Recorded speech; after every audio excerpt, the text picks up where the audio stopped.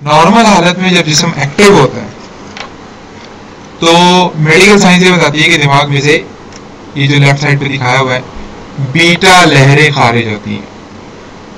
जब हालत सुकून हो तो अल्फा लहरों का खराज होता है जो कि बीटा के मुकाबले में कम फ्रीक्वेंसी की होती हैं और ज़्यादा लतीफ़ होती हैं।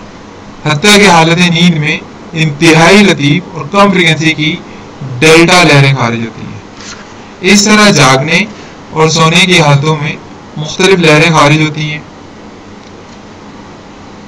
जो आपने देख ली, और जब सोने की लहरें खारिज हो रही होती हैं तो उस वक्त जागने की लहरें बंद हो जाती हैं। जब जागने की लहरें खारिज हो रही होती हैं तो सोने की लहरें कम हो जाती हैं, बंद हो जाती हैं। आप गौर करें कि इंसान अपनी सारी जिंदगी दो हालतों में बसर करता है, जरूर बसर करता है। एक जागने की हालत है और दूसरी सोने की हालत।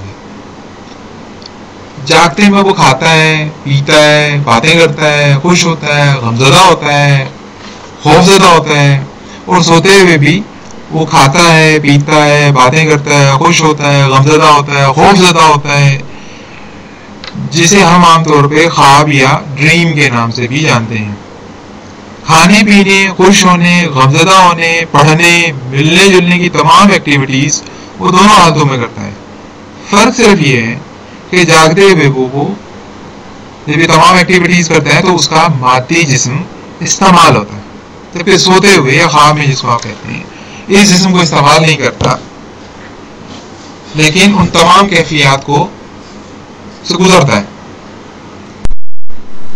रूहानी साइंसदान जागने की हालत में काम करने वाले हवास को नहर और सोने की हालत में काम करने वाले हवास को लैल का नाम देते हैं। इसका मतलब ये हुआ अगर हम डे लाइट या दिन में सोते हैं तो लैल के हवास में सोते हैं। इसी तरह दिन में हम जागने की एक्टिविटीज कर रहे होते हैं तो नहर के हवास इस्तेमाल करते हैं। नहर की हवास अपनी एक्टिविटी के लिए मादी जिस्म को यूज करते हैं। यहाँ पे इस चीज को भी क्लियर करना जरूरी है कि लैल और नहर के जो राइज मानी है यानी रात और दिन सही नहीं है।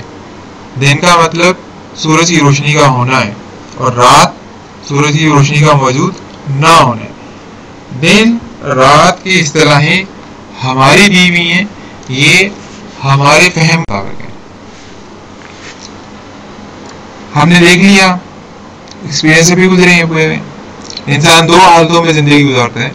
जागने में तकाजे पूरे करने के लिए नहर के आवाज इस्तेमाल करता है, नहर की पावर इस्तेमाल करता है, नहर की एनर्जी यूज करता है, उसको हमने नहर का नाम लिया है। सोने में तकाजे पूरे करने के लिए लैल की आवाज इस्तेमाल करता है। ये येलो कलर का जो आपको नजर आ रहा है इसमें वो जागने के आवाज में।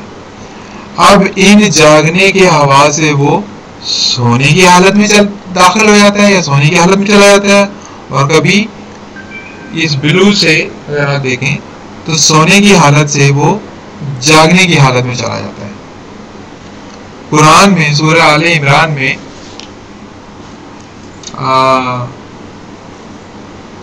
आयत 23 इस फिनोमेना को एक्सप्लेन करती है कि दाखिल करता है लैल को नहार में और दाखिल करता है नहार को लैल में।